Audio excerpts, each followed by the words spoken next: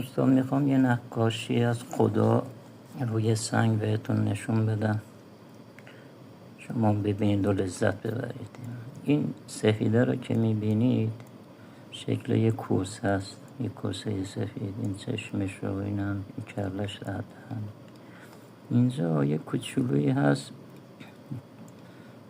کوچولو بچه پنگوانه و یه پنگوان مادر که اینجاست.